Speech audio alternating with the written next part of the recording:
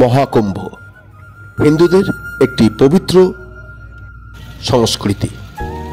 12 বছর পর পর উত্তরপ্রদেশের প্রয়াগের, এলাহাবাদের গঙ্গা, যমুনা ও হারিয়ে যাওয়া সরস্বতীর একটি রহস্যময় হিন্দু বিশ্বাস মহাকুম্ভ।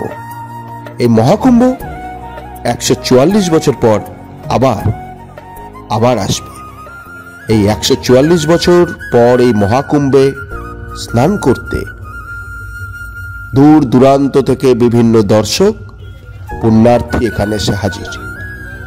অনুমান 44 কোটি দর্শনার্থী এই প্রয়াগরাজে উপস্থিত হবেন।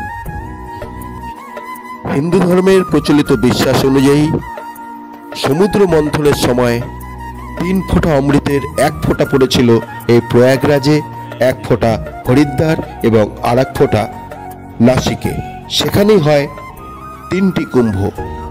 12 বছর পর পর এই কুম্ভ সংঘটিত হয়।